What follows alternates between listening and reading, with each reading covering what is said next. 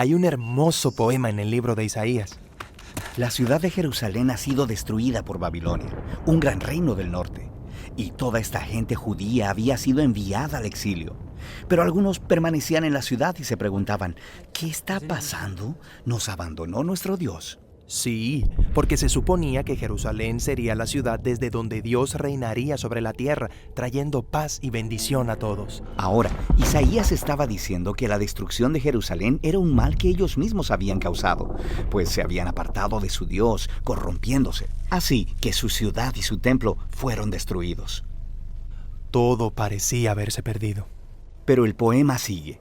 Hay una atalaya en las murallas de la ciudad, y a lo lejos en las colinas vemos un mensajero corriendo hacia la ciudad.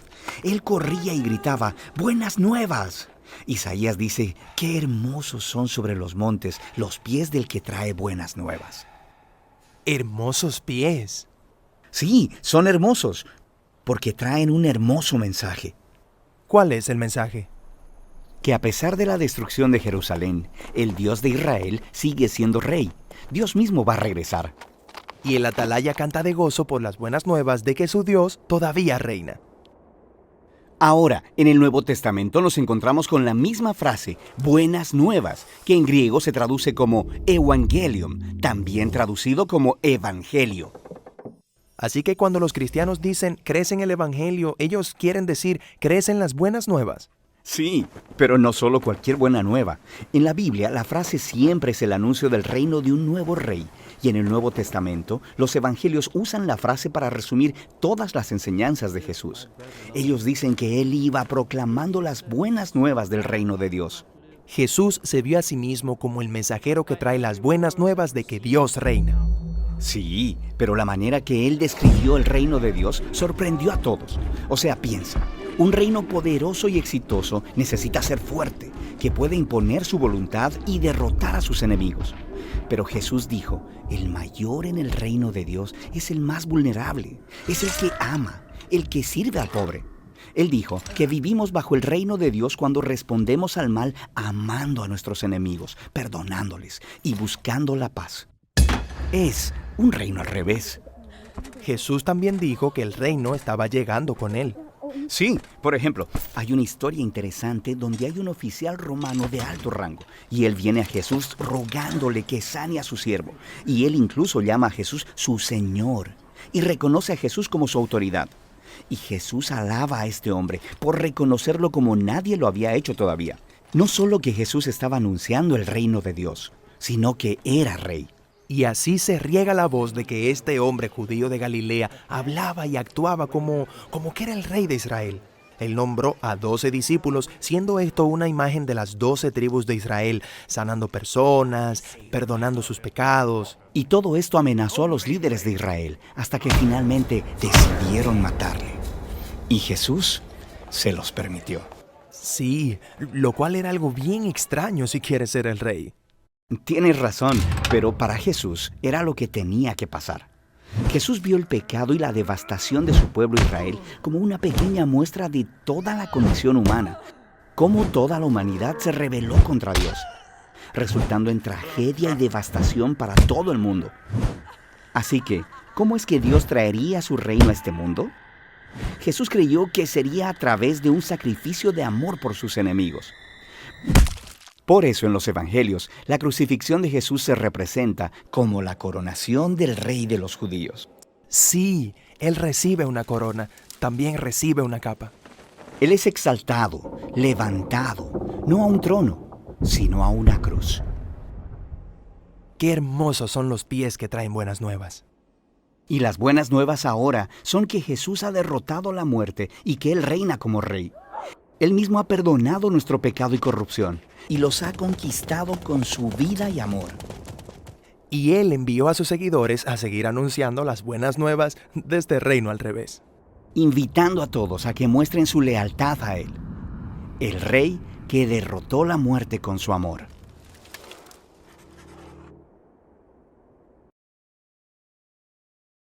El Evangelio del Reino. Esas son las buenas nuevas, las buenas noticias, que Jesús es el Rey, familia. ¿Ok? Vamos a entrar entonces en materia porque hoy vamos a ver 4 diferentes mapas conceptuales. Como vimos bien en el video, el Evangelio, vamos a traducirlo así, son buenas noticias anunciadas. Buenas noticias anunciadas. A veces lo tenemos como solo buenas noticias, pero ¿cuántos saben que las buenas noticias deben ser anunciadas? Porque a veces solo anunciamos las malas noticias, ¿verdad? Necesitamos anunciar las buenas noticias y eso significa evangelio. Entonces, ya que has apuntado en dónde está basado todo lo que hoy vamos a ver, vamos a empezar con el primer punto, que es iniciar desde donde es el surgimiento de esas buenas noticias. Número 1, el evangelio en la luz del ¿qué? Del antiguo pacto, del Antiguo Testamento. Y está basada en estas referencias principalmente del libro de Isaías, ¿sale? Esas buenas noticias tienen 3 indicaciones. Hay que referirnos desde el contexto general. Primeramente, esas noticias tenían la intención de anunciar, primeramente de forma, esas buenas noticias tenían una connotación política, porque hablar de evangelio en el Antiguo Testamento era saber qué es lo que nos espera, hablando de política. Después tenía que ver con una connotación, esas buenas noticias, tanto de forma como, lo voy a decir así, en asuntos del reino. Y ahorita vamos a ver por qué. Y finalmente, tienen que ver con una intención, aunque parece igual, no es lo mismo, de gobierno. Es el profeta Isaías quien nos dice primeramente esto, ¿no? Era la proclamación de que Dios vendría a reinar con justicia, a salvar a su pueblo y a restaurar la tierra. Entonces, vamos a empezar a ver la primera referencia que se encuentra en Isaías 52, versículo 7. Dice así: qué hermosos son sobre los montes los pies del mensajero que trae buenas noticias de paz y de salvación, las noticias que el Dios de Israel reina. Entonces, mira, asunto político porque todos buscaban un asunto que tuviese que ver de cómo se está dirigiendo el pueblo. De asunto de reino porque tenía que ver, ¿verdad?, quién es el que está gobernando en Israel. Y el gobierno, ¿verdad?, del cual que se promete, lo vamos a ver ahorita, es de un reino, pero que no va a ser, no es solo temporal, sino que es un reino eterno. Entonces, eso es lo que vamos a partir desde ahí. Es decir, no es una buena noticia privada, sino es el cumplimiento de promesas que se van a resaltar en todo el Antiguo Testamento. En Isaías capítulo 9, versículos 6 y 7, percíbelo como también se ve la evidencia de ese evangelio. Isaías dice: pues nos ha nacido un niño, un hijo que se nos ha dado. Fíjate, ahí está, el gobierno, ahí lo tienes, descansará sobre sus hombros. Es asunto de gobierno, es asunto de reino, dice, y será llamado como consejero maravilloso, Dios poderoso, Padre eterno y príncipe de paz. Habla de todo lo que involucra el reino, ¿verdad?, de aquel que será vamos a decirlo, prometedor gobernante. Tú y yo sabemos de quién está hablando, ¿cierto? Ahora el capítulo 52, versículo 7, nos hace, el versículo siguiente, nos va a decir cómo es ese gobierno. Su gobierno y la paz, dice, nunca tendrán fin. Reinará con imparcialidad y justicia desde el trono de su antepasado David. Ahí está otra vez un asunto de un reino que recuerda como está figurado, el rey David fue el mejor rey de Israel. Y dice, y su justicia desde el trono de su antepasado David, pero este gobierno va a ser por la eternidad. Dice, el ferviente compromiso del Señor de los ejércitos celestiales hará que esto suceda. Increíble, ¿no?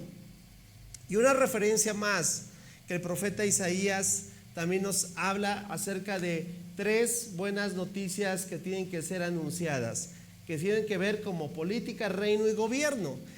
Isaías 11:1 dice, del tocón, ¿sí?, de la familia de David, otra vez está relacionada con la anterior, ¿de acuerdo? Dice, saldrá un brote, sí, pero ve cómo lo dice, un retoño con mayúscula.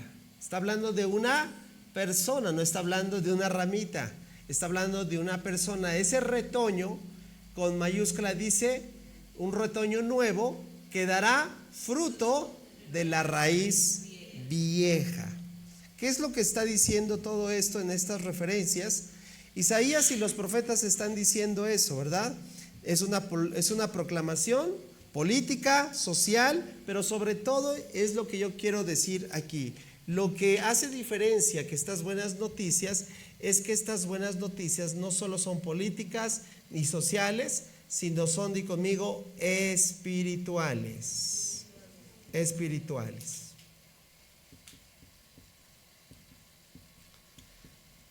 Entonces, esto es importante tomarlo como primer referencia, porque para todo el Antiguo Testamento, ellos al percibir esas referencias de qué hermosos son los pies de los que anuncian las buenas nuevas, buenas noticias, ¿sí?, anunciadas, es que no solamente es un asunto de gobierno, un asunto político, un asunto del reino, sino es un asunto espiritual, porque, ¿sabes?, estamos hablando de una persona, de lo que se va a ver claramente ya evidenciado en el siguiente diagrama, que es la persona que trae esas buenas nuevas, ¿cierto?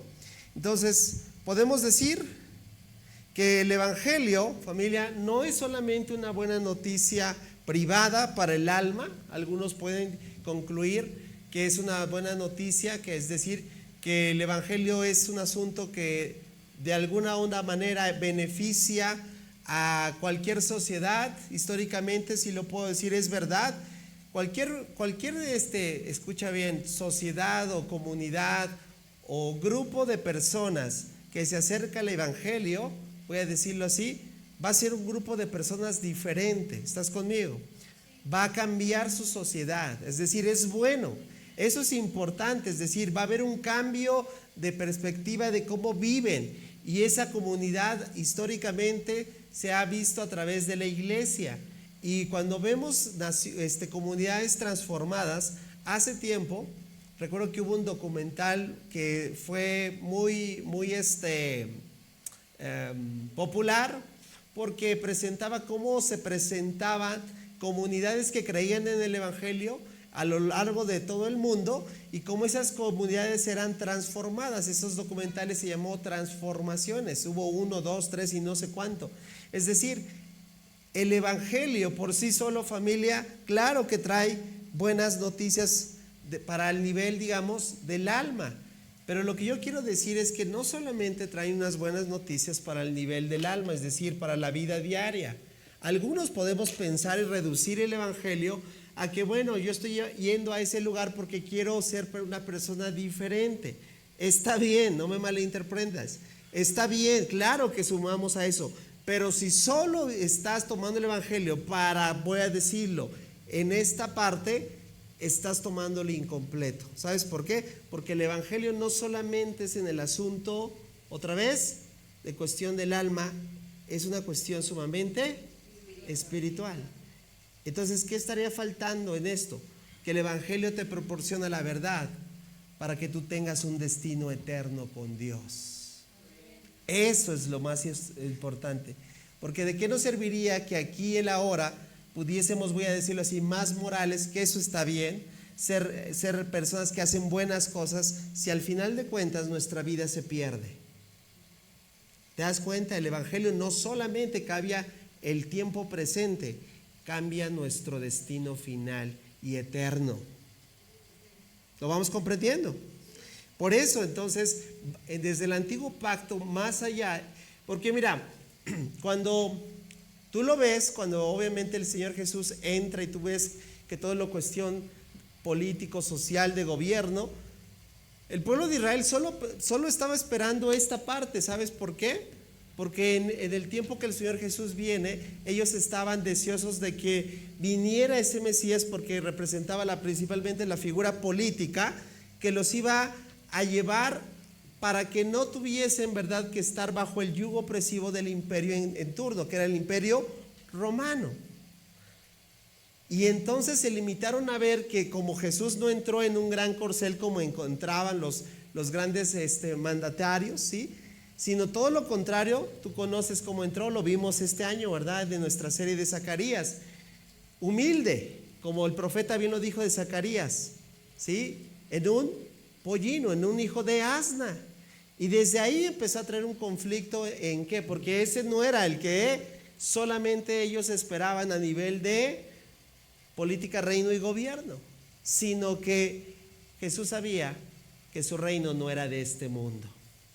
Y por eso hoy vamos a entender que este evangelio es el evangelio del reino. Se termina el primer diagrama del reino.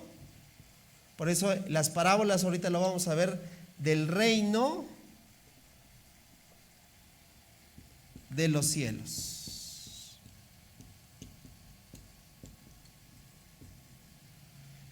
El evangelio, es decir, las buenas noticias que son anunciadas, ¿de dónde? Del reino de los cielos. Esto azul representa el reino humano, las cuestiones humanas, como lo dije, que están a nivel del alma. ¿Qué quiere decir? Que está bien.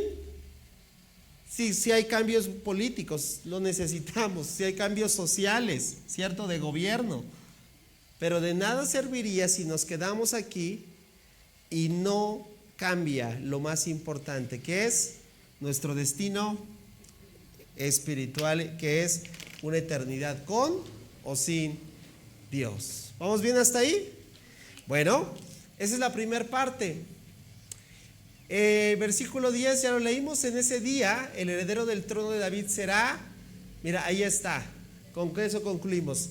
¿Qué dice? Será, dilo fuerte conmigo, estandarte de salvación para el mundo entero. No solo para Israel, sino ¿para quién? Para el mundo entero. Me encanta, dice el versículo 10 de Isaías 11: las naciones se reunirán junto a él, y la tierra donde vive será un lugar glorioso. ¿Cuántos dan gracias a Dios por ello? Bien. Bueno, esa es la primera parte. Me espero unos segundos para ir avanzando. Pueden ir terminando su primer mapa. Vamos al número 2. Solamente hay 4 puntos en esta enseñanza el día de hoy. Ya vimos primeramente lo que fue el evangelio a la luz del Antiguo Testamento. Esto es a la luz del Antiguo Testamento. Ahora vamos a entrar a la siguiente parte, porque recuerda, todo esto apuntaba a alguien. Tú y yo ya lo sabemos. Y tenemos el nuevo pacto, el Nuevo Testamento, y es entender ahora el número 2, que es Jesús como el ¿qué? Cumplimiento de esto. El cumplimiento del evangelio del reino, o el evangelio de los cielos. ¿Ok? Vamos a borrar. Solamente voy a dejar la primera parte, porque ahora este evangelio tiene ya un nombre propio.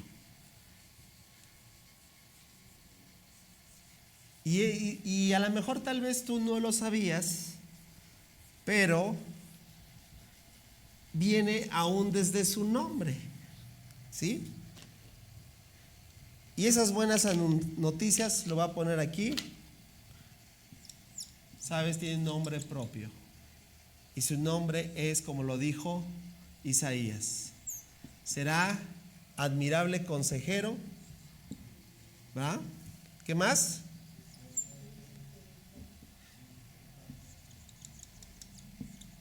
Dios poderoso, Padre eterno, príncipe de paz.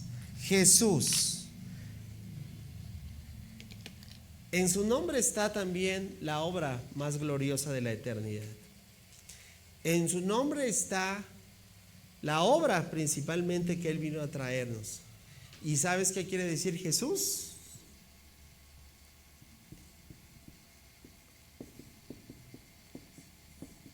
Podemos decir Yahweh, Yahvé, pero yo me voy a encargar solamente de el Señor salva. Ahí está. ¿Es así conmigo? Son las buenas noticias anunciadas. ¿Que qué? Que Jesús quiere decir el Señor salva. Es decir, solamente en Él está la salvación. Ahora vamos a ver qué es lo que todos los cumplimientos en Cristo Jesús se ven claramente evidenciadas en las Escrituras. Vamos a empezar con Marcos, porque aquí empieza el ministerio público del Señor Jesucristo sobre la tierra. Marcos lo dice bien enfático. Dice, más tarde, después del arresto de Juan, está hablando de Juan el Bautista. Tú conoces, o espero que conozcan la historia. Y mira lo que dice: Jesús entró donde comenzó su ministerio, y lo tienes en Galilea, donde, ahí está, donde el evangelio se hizo evidente, donde esa buena noticia que estaba diciendo que tenía tres asuntos, tanto de gobierno, político, social, Jesús las estaba pregonando, pero a un grado más. La obra más grande que era que ellos pudiesen ver lo que necesitaban: salvación. ¿Y qué se necesitó? Mira el versículo, es decir, este es el contenido de él. Me impresiona, porque este es el contenido de las buenas nuevas. Por fin llegó el tiempo prometido por Dios. Anunciaba, es decir, ya el cumplimiento. El evangelio, voy a decirlo así, hecho carne. Hay un libro que yo te recomiendo que se llama Cristo es el Evangelio. Me encanta porque efectivamente eso es las buenas noticias. Es decir, que el Señor salva, son extraordinarias noticias. Y fíjate lo que dice: el reino, ahí está, otra vez, ¿te acuerdas del diagrama anterior? ¿Sí? ¿El evangelio de qué? Del reino. El reino de Dios o el reino de los cielos es otra forma de referirnos a ese término. El reino de Dios está cerca. ¿Y qué necesito para que yo pueda llevar a cabo que estas buenas noticias lleguen a mi vida? Hay dos condicionantes y son tan importantes. ¿Sabes por qué, amada familia? Porque lo voy a decir con palabras de un hombre que ya partió con el Señor, que se llamó Wayne Myers. Si el evangelio hasta el día de hoy no te ha transformado, es porque el evangelio no te ha llegado. Y si no te ha llegado, ¿sabes por qué es? Porque a lo mejor dos de estas condicionantes, aquí está, es la palabra de Dios, puede ser que no haya esa disposición en tu vida. ¿Cuáles son? El reino de Dios está cerca, eso es lo que predicó Jesús. Número 1, con signos de admiración. ¿Cuál es? Híjole. Número 1, es necesario el arrepentimiento.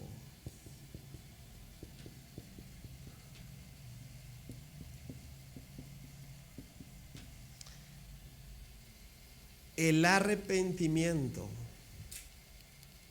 Una verdad tan importante para muchos corazones que hoy están endurecidos.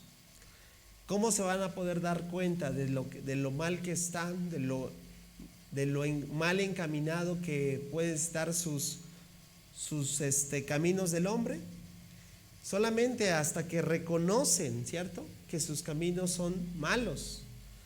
Entonces, el arrepentimiento no es otra cosa, porque a veces podemos confundirlo con remordimiento, ¿sí?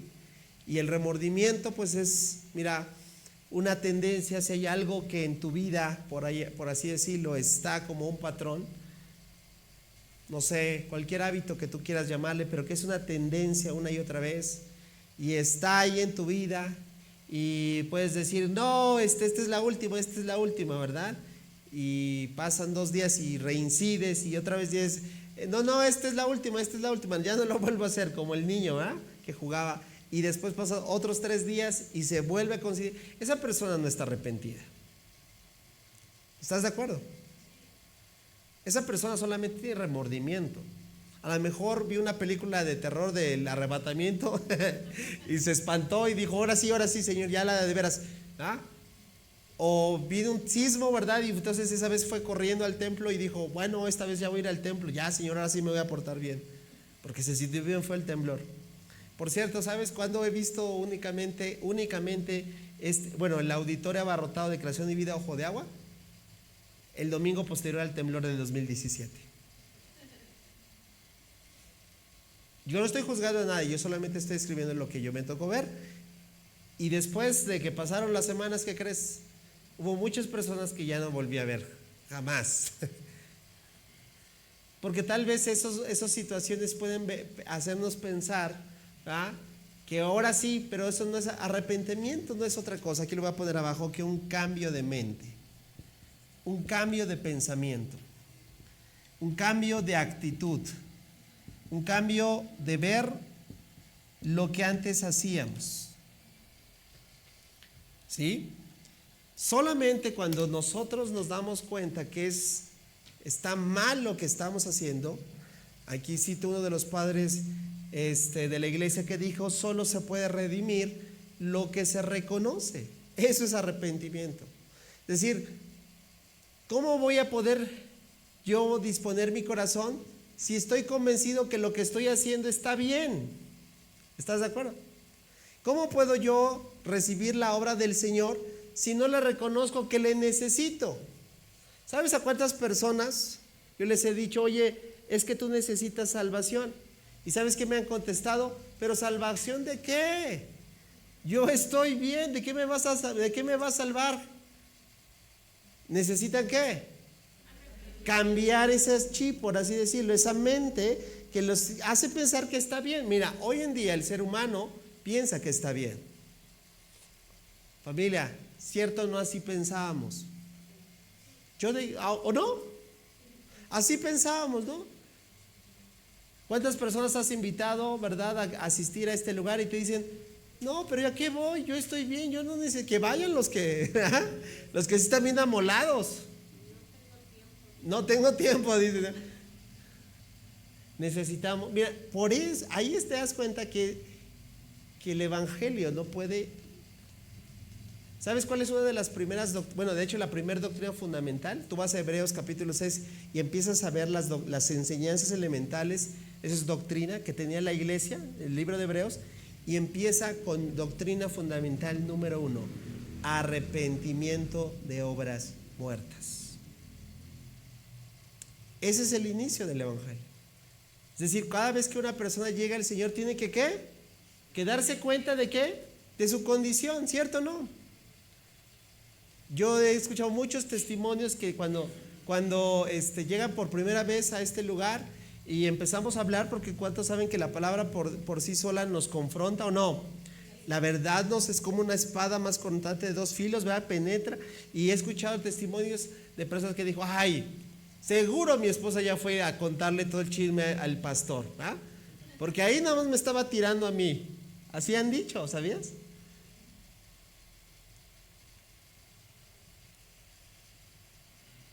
El Señor quiere que cada uno de nosotros, ¿qué? La iglesia creyó que la venida del Señor iba a ser en su era, ¿sabías?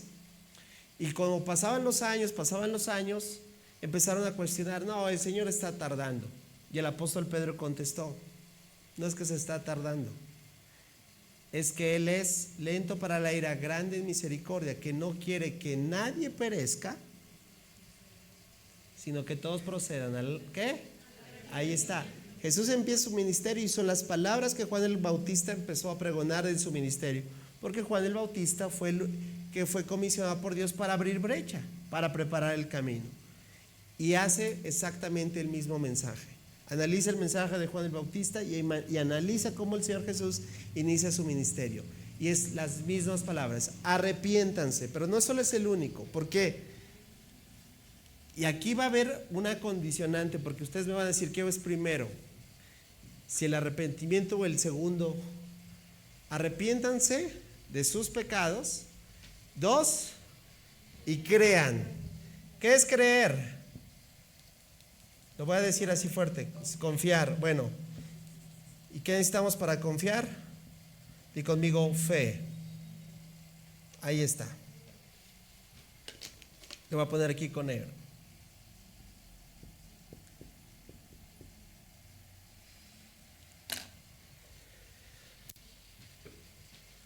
¿Por quién somos salvos? ¿Por quién? Ese es el Evangelio. Que somos salvos, ¿por qué? Por Jesús. ¿No es la religión que nos salva? Ninguna. Y conmigo, ninguna religión salva. Ninguna religión te va a dar, te pueden prometer, ¿verdad? Mucho. Pero la verdad es que ninguna te va de verdad. ¿Quién es el que salva? Jesús. Esa es una persona. ¿Y qué necesito entonces? Di conmigo otra vez. Necesito arrepentimiento y fe. Y regreso a la frase del hermano Myers: si el Evangelio no te ha llegado, pero si el Evangelio no te ha transformado hasta el día de hoy, puede ser porque el Evangelio no te ha llegado. Porque a lo mejor pensamos que, bueno, yo ya asisto a un lugar, pero no es el asisto a un lugar. La pregunta que yo haría es: ¿tú te has arrepentido de tus pecados? ¿Tú has creído?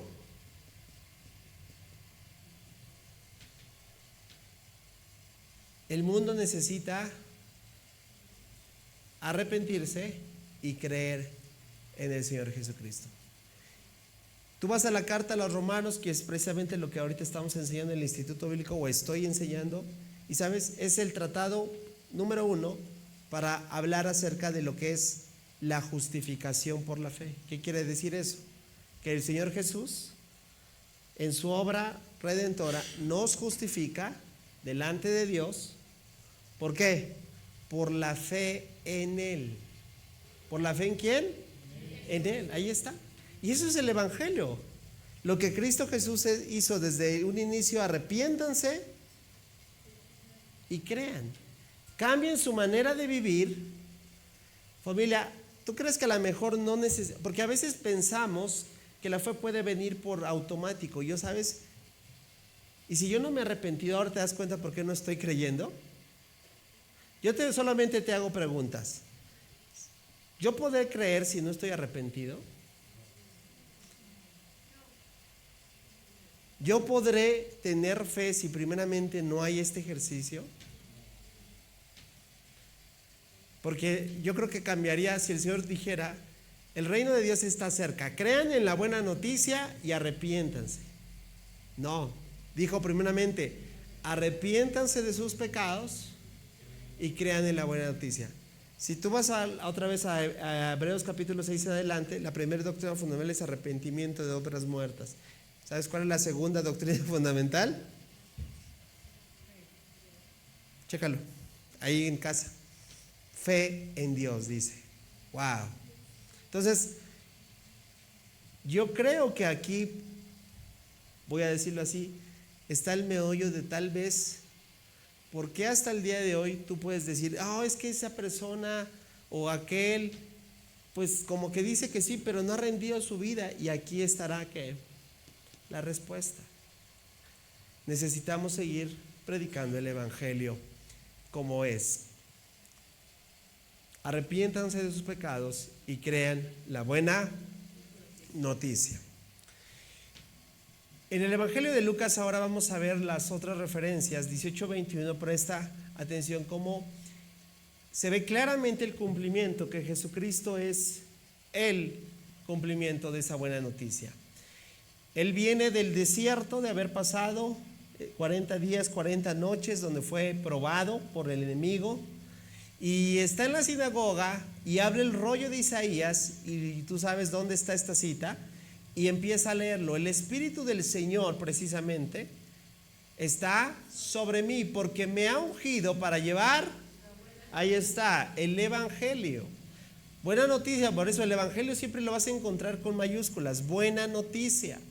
¿A quién? A los pobres. Me ha enviado a proclamar a los que son cautivos, a proclamar que los que cautivos serán liberados, que los ciegos verán, que los oprimidos serán puestos en libertad, y que ha llegado el tiempo del favor del Señor. Dice, enrolló de nuevo el libro de Isaías, se lo entregó al ayudante y se sentó, y todas las miradas en la sinagoga se fijaron en él. ¿Qué tal? Después Jesús comenzó a hablarles la escritura que acaban de oír. ¿Qué les dijo? Se ha cumplido este mismo día. ¿Jesús es el cumplimiento, familia, del Evangelio? Sí. Claro que sí. Y mira, todo lo que dijo, nos podremos llevar toda una hora. A ver, lo voy a tratar de ver aquí con otro color. De ver todo lo que dijo en Isaías, en esta proporción. ¿Te escuchaste lo que citó? Se cumple y está retratado en los evangelios. Pero por el tiempo no podemos hacer muy exhaustivos, pero solamente te voy a dar las respuestas. Jesús sanó. ¿Sabías que sanó? Hablando físicamente. ¿Eso dónde lo encuentras? Lucas 5. Jesús perdonó. De hecho, hubo una gran controversia con los fariseos religiosos de ese tiempo, que le dijeron: ¿cómo se atreve que dice que perdona pecados? ¿Quién es él? Pues ni más ni menos que ¿quién? El cumplimiento del Evangelio. Esto está en Lucas 7.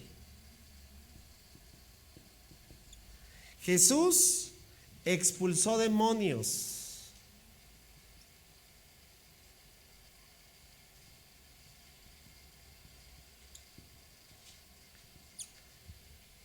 Lucas 11.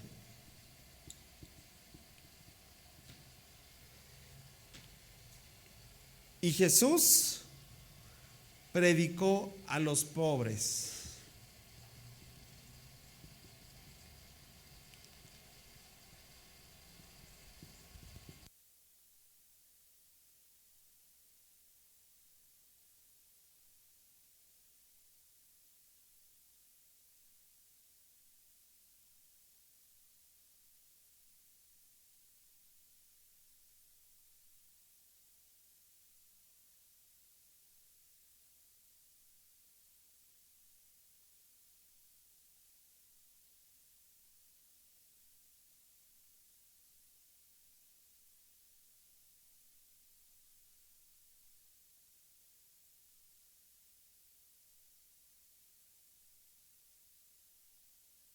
Gracias. Ok, todo lo que vimos aquí en Lucas capítulo 4, tanto sanó, perdonó, expulsó y predicó, lo podemos enunciar como la parte que acabamos de ver, que es la parte de la proclamación.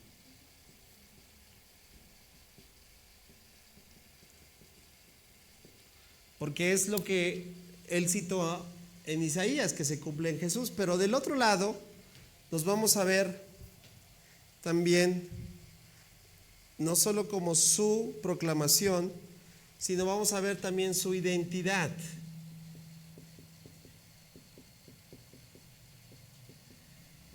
Y en su identidad lo vimos claramente, número 1, como el rey.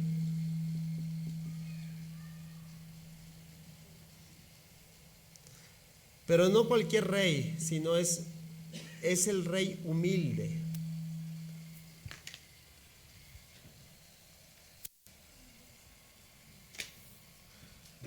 Su identidad número 1 es rey humilde. Y eso es Mateo 11.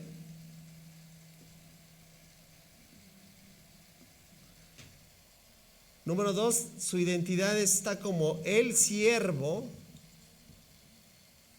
Él no vino a ser servido, él vino a servir. Eso es Marcos, capítulo 10. Su identidad también como aquel que fue crucificado. Y eso es Juan 18.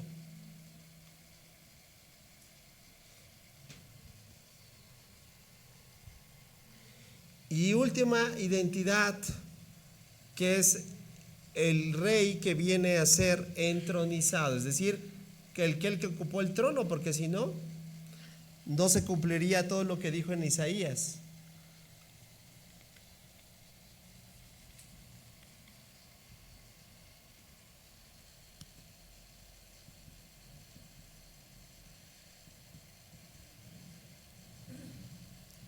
Y eso es el libro de Hechos, capítulo 2, del 33 en adelante. ¿Ok? Lo que quiero que te percates es que tanto en su proclamación como en su identidad se ve claramente el cumplimiento de lo que él dijo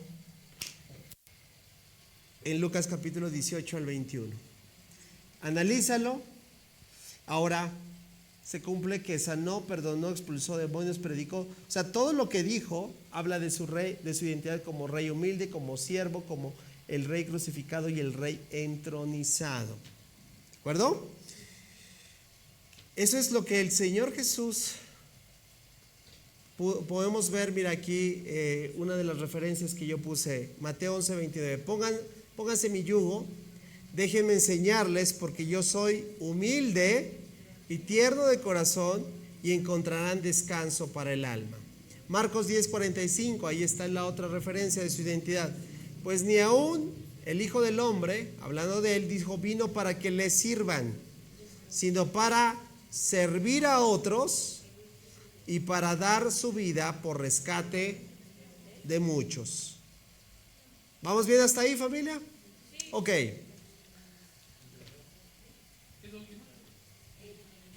Entronizado. Rey humilde, siervo, crucificado y entronizado.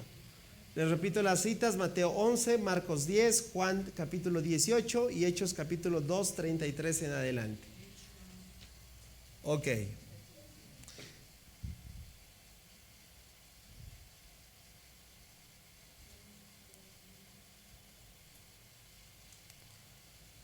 Pasamos al número 3, familia.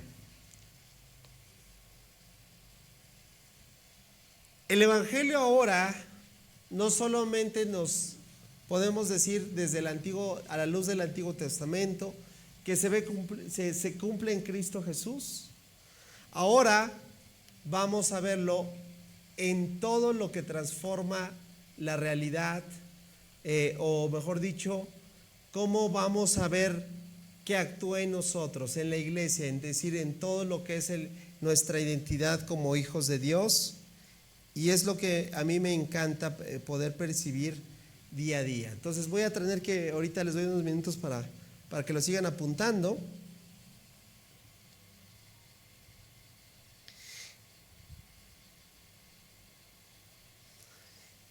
¿Ok?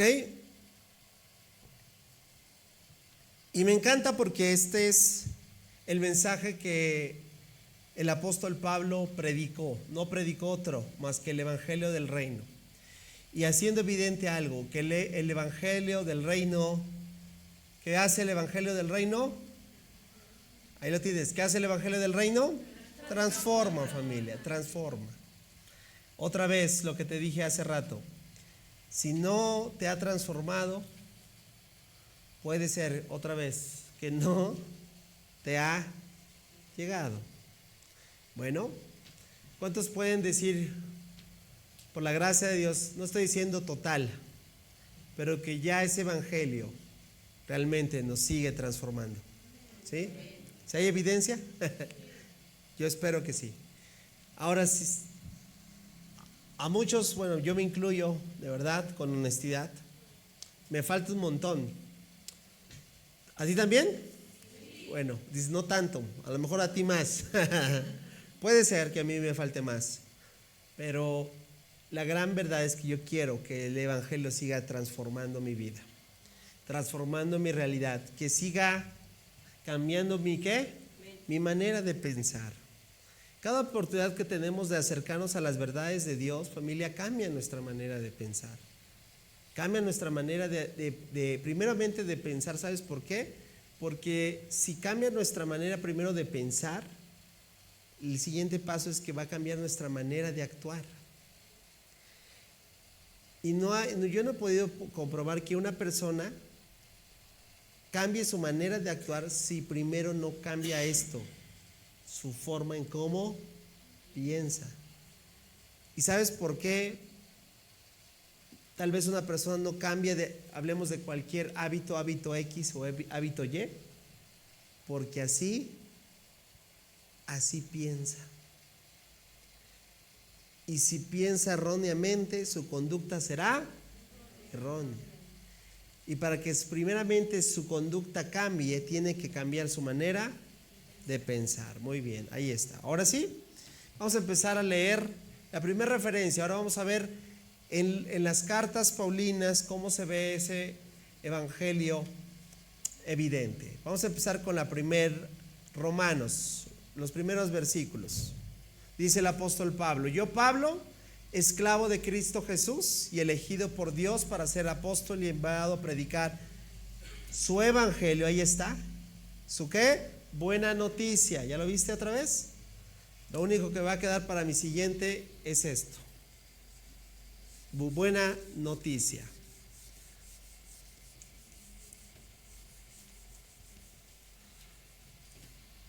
Y esa buena noticia, dice, es el propósito de la carta a Romanos. Y aquí empieza a enlistar la buena noticia. Dios prometió esa buena noticia hace tiempo. Nos está dando la razón de nuestro primer diagrama. ¿Por quién? ¿Por medio de quién? ¿Cómo se llama el profeta que vimos en esta ocasión? Isaías. ¿Pablo está mintiendo? No, está diciendo, este evangelio ya fue anunciado desde tiempos atrás por medio de sus profetas. ¿En dónde? En las Escrituras. Por eso nos tomamos el tiempo para poner el primer diagrama. Ahora, dice el siguiente versículo: la buena noticia, ¿de quién trata? Segundo diagrama. ¿Sí vamos bien? Vimos todo lo que hizo, ¿verdad? ¿De quién? Su hijo. ¿Quién es su hijo? Jesús. En su vida terrenal, él fue el descendiente del rey David.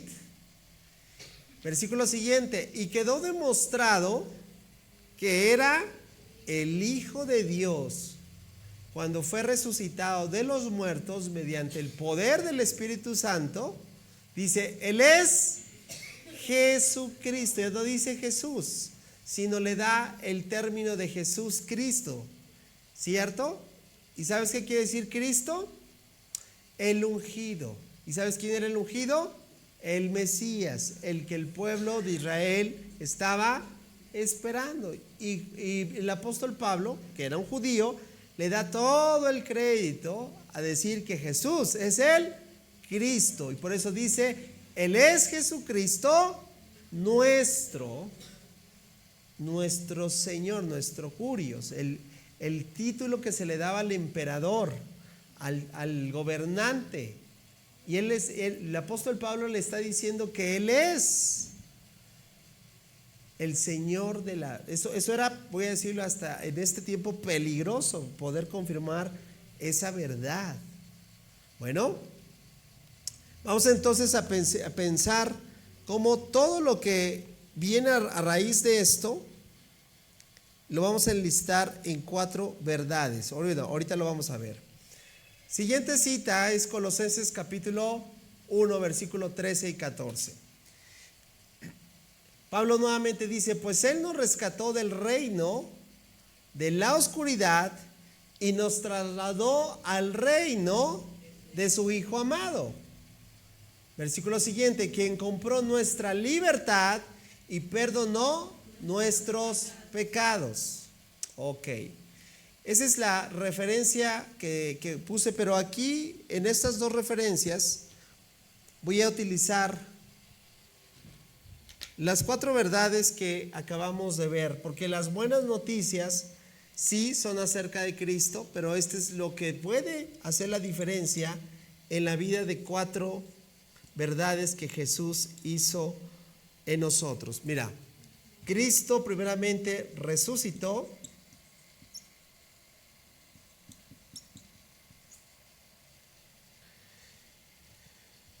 Cristo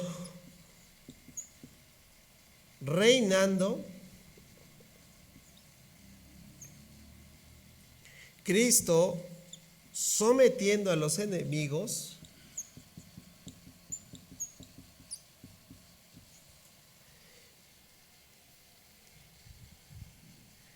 Y Cristo entregando el reino al Padre.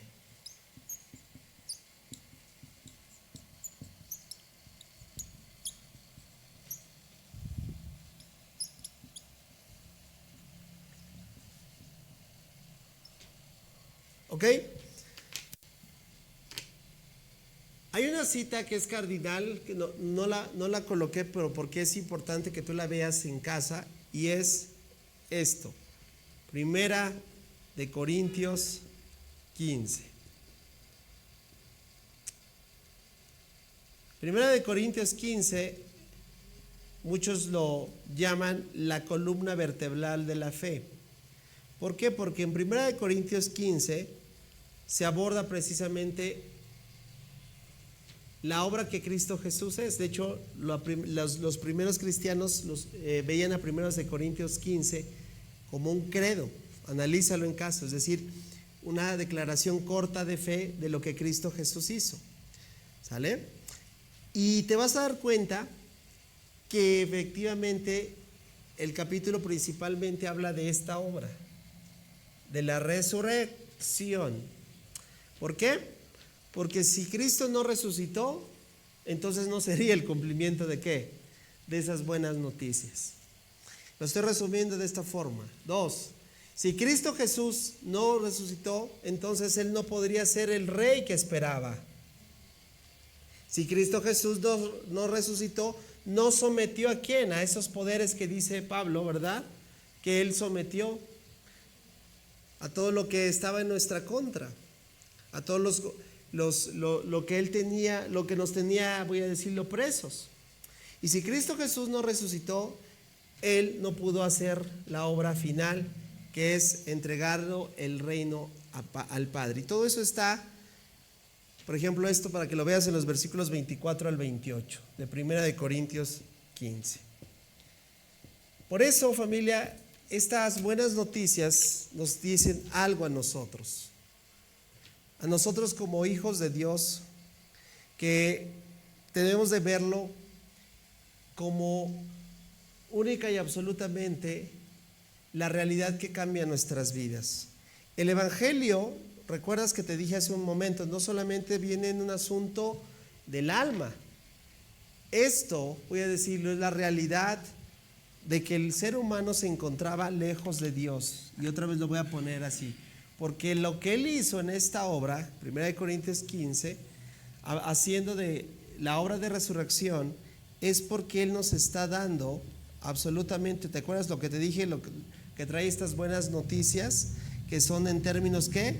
Espirituales. ¿Y sabes cuál es eso? Lo voy a terminar de decir así, que pasamos de muerte, así es, a vida. Dime tú si eso no es lo más glorioso.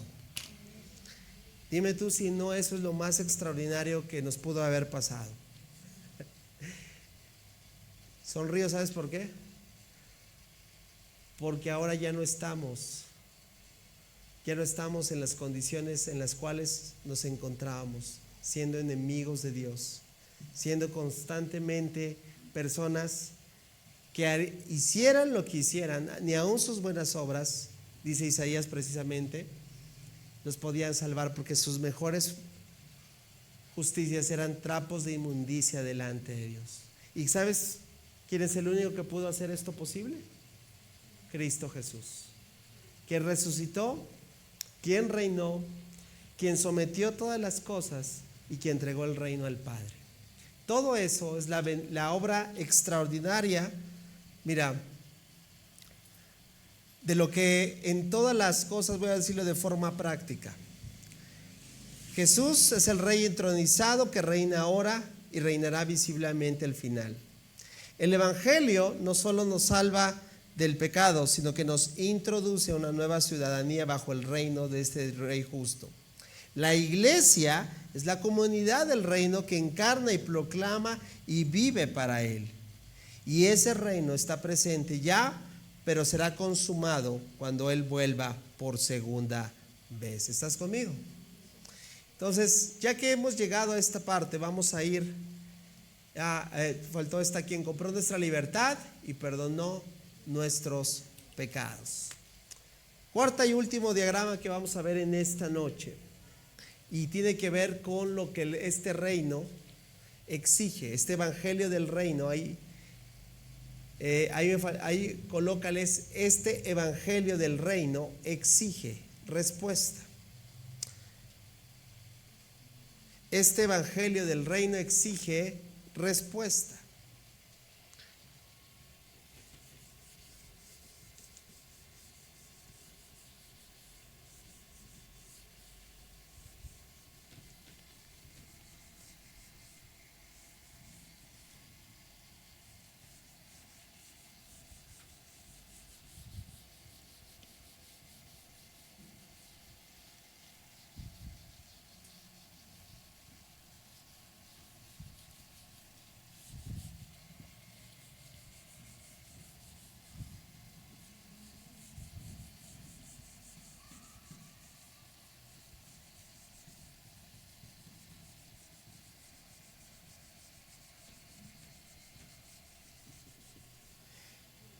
Y aquí vamos a hacer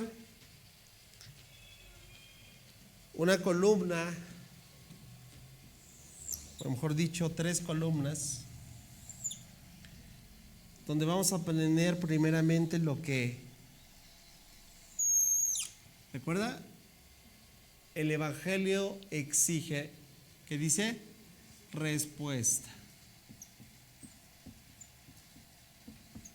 Y esta es la respuesta. Lo vamos a hacer así: 3 columnas. La primera columna es la pregunta que vamos a hacer, que trae el evangelio. Son 4 preguntas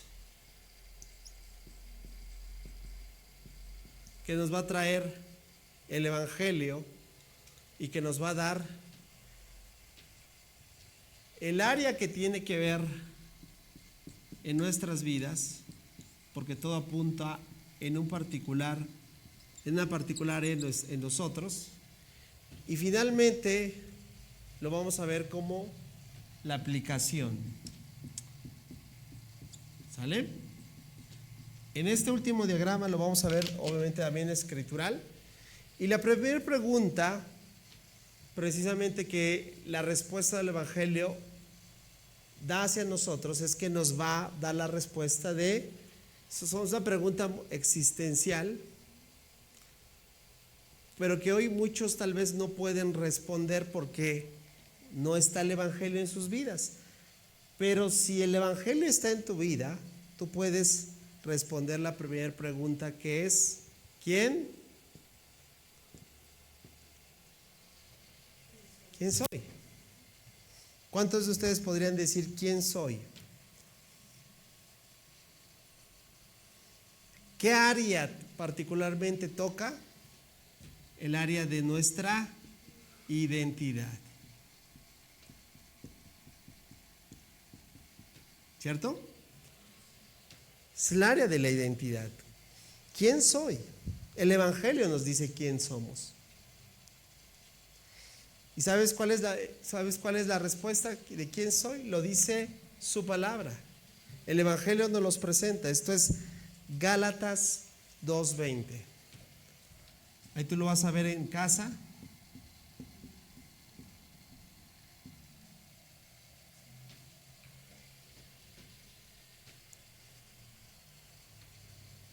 ¿Y sabes qué es lo que dice la Escritura de quién eres? Si estamos hablando del Evangelio del Reino, si estamos hablando de que el Señor es quien es, ese es el cumplimiento, la Biblia nos dice, Gálatas 2:20, voy a ponerlo así, que tú eres o yo soy ciudadano del reino.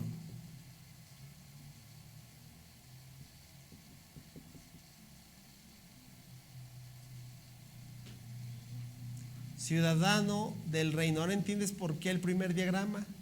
Estábamos hablando de un reino no solo natural, sino espiritual.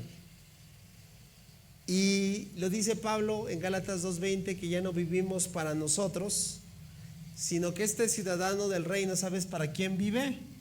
Vive para el rey. Wow. Pero esto no lo puedes creer otra vez si no has precedido de arrepentimiento y fe. La próxima vez que alguien te pregunte ¿quién eres? ¿Que vive? Esa es tu identidad. Pero una vez que sabemos quiénes somos, la segunda pregunta es ¿qué espero? ¿Estás de acuerdo? Es decir, ¿para qué estoy aquí en la tierra, no? Pregunta existencial. ¿Qué espero? ¿Para qué? ¿De qué? Como dicen, ¿cuál será mi destino? Perdón, me estoy adelantando. Porque esta ya es la final, no es hacia mi futuro, es ¿qué hago aquí, no? Esa es la misión. ¿Qué hago aquí? Ya sé quién soy, pero después tengo que responder ¿qué hago aquí? Y eso tiene que ver con la segunda área. Mira, porque este recuadro es tan importante, porque si tú lo puedes comprender, amada familia, tú vas a poder entender el Evangelio en sí, que parte primeramente de tu identidad de saber, porque ninguno que puede creer quién realmente es en el reino va a poder vivir conforme al reino. ¿Sí estoy siendo claro? Y eso tiene que ver con la segunda área, que es la misión. Todos tenemos una misión.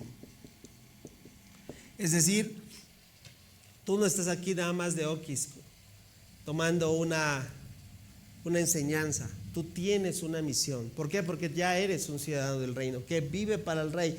Y entonces, ¿cuál es ese vivir para el rey? Es responder, ¿qué hago aquí? ¿Y sabes qué dice? Este es 2 Corintios 5:20.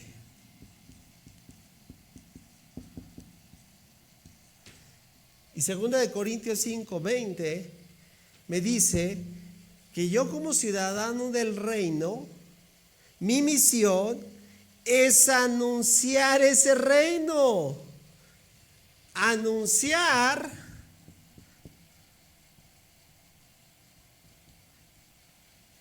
y no solo anunciarlo, sino vivir de forma práctica ese reino. Una vez más, una vez que ya sé cuál es mi identidad, quién soy, mi misión tiene sentido cuando yo me doy cuenta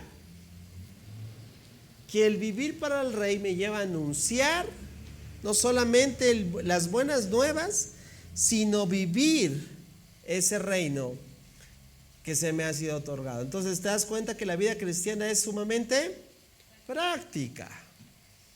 Pero entonces ya sé el qué, me falta algo, siempre lo he dicho, muchos sabemos el qué, pero no sabemos el cómo. Y a veces ese es el detalle de la iglesia que la frena, ¿verdad? Sabe y todo el mundo sabe que tiene que anunciar el reino, anunciar el evangelio, pero no sabe cómo. ¿Estás de acuerdo? Y entonces entra en conflicto y como no sabe el cómo, pues no lo termina ¿qué?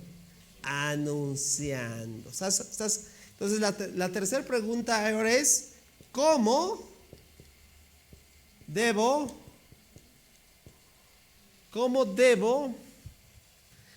vivir? ¿Estás de acuerdo? ¿Quién soy? Ya sé quién soy. ¿Qué es lo que hago? Esa es mi misión.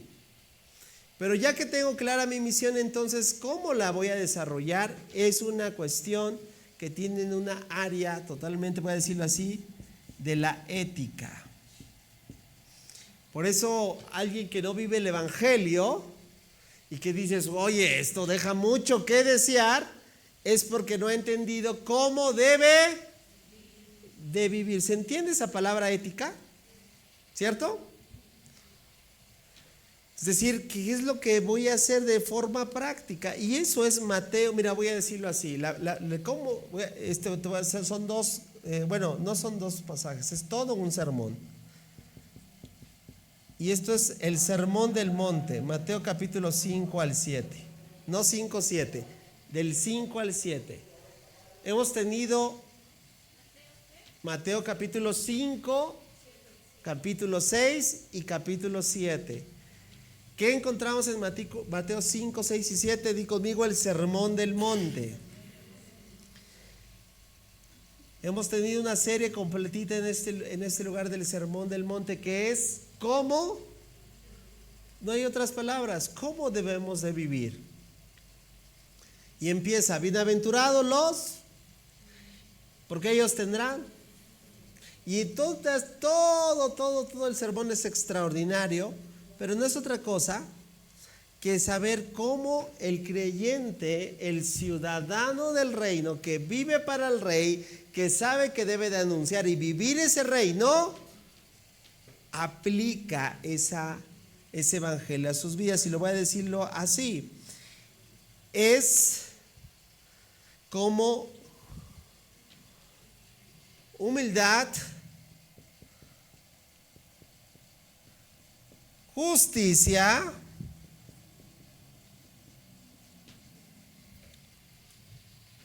amor e integridad. ¿Qué tal? Entonces, si alguno de estos no está entre, te das cuenta que, voy a decirlo así, seremos unos malos representantes ¿del qué? Del reino. Es decir, que no hay una ética. Por eso cuando una persona quiere hacer algo, ¿verdad? Y dice que es, pero que hace otra cosa, ¿cuántos saben que empieza el conflicto? A mí me pasa. ¿No? ¿A ti no? Porque aquel que está en esta aplicación totalmente vive en humildad, justicia, amor e integridad, que es la síntesis de lo que trata el sermón del monte. Pero al final, para que este diagrama se termine, ¿sí? Vamos a ver la última pregunta que te decía. Ya sé quién soy, ya sé qué hago aquí, ya sé cómo debo de vivir, pero me falta lo más importante porque tengo que ver una expectativa a lo que falta. Y es ¿qué me espera? ¿Estás de acuerdo?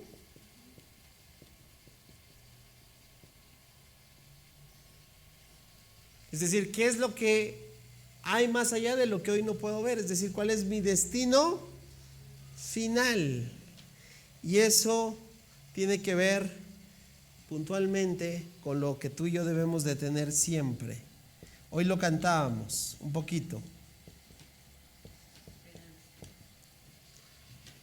El espíritu y la novia dicen, ¿Y no esa es nuestra esperanza gloriosa? ¿Familia? ¿Y no eso es lo que va a terminar el Evangelio? Ya te diste cuenta, el Evangelio no termina hasta que el Señor vuelve por segunda vez. ¿Sabes cuál es me falta rellenar este último punto, pero este es el Evangelio. Di conmigo, este es lo que el Evangelio del reino, dilo fuerte, esto es lo que el Evangelio del reino exige.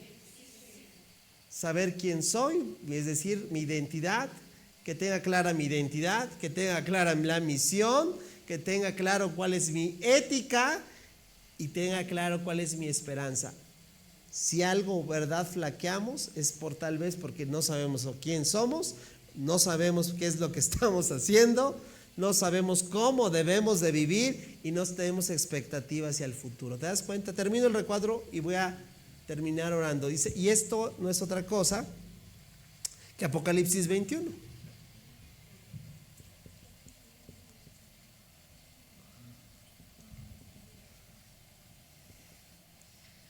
Apocalipsis 21.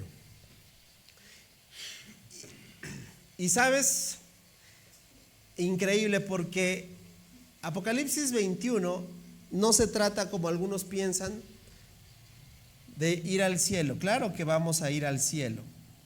¿Por quién? Por Cristo Jesús, ¿cierto? Por la obra de Cristo Jesús. Sino que no solo es ir al cielo, lo veíamos en esta serie, sino es como el cielo viene a la tierra. ¿Sí? No solo es ir al cielo, sino, voy a decirlo de esta forma, que el reino es restaurado. El reino es restaurado.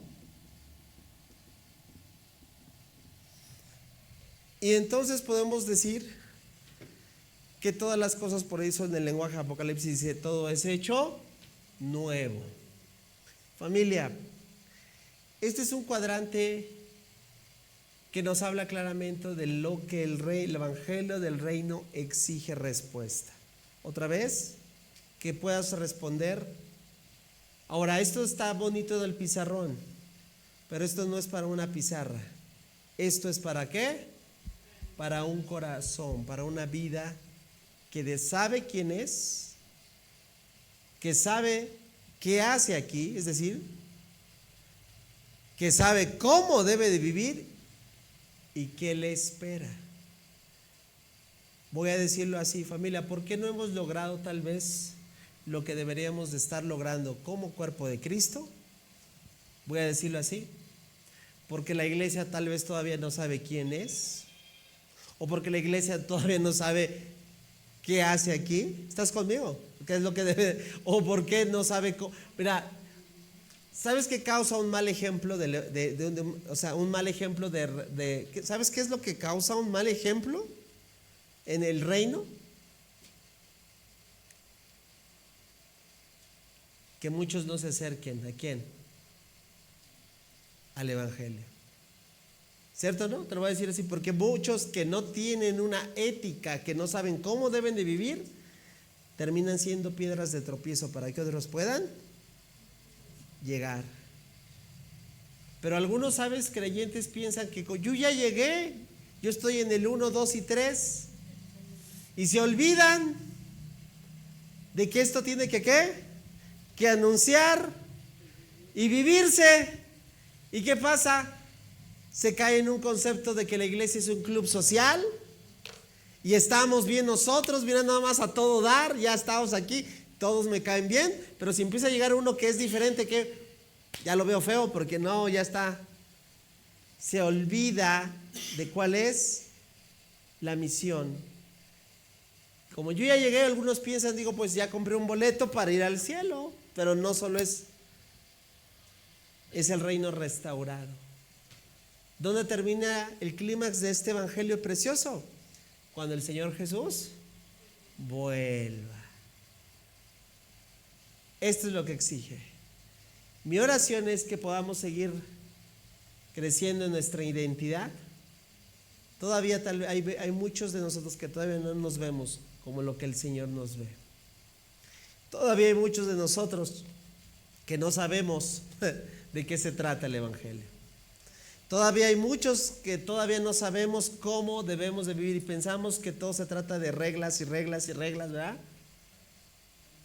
Y todavía hay muchos que todavía no tienen claro qué es lo que va a suceder, lo que nos espera, cómo tiene que estar. Por eso no hay gozo, no hay regocijo, porque no hay esperanza.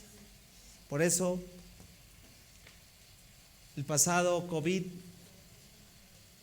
nos tenía muertos del pánico. ¿Y sabes, me atrevo a decir por qué?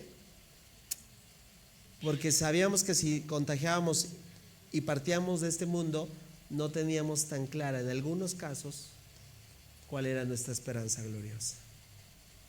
Familia,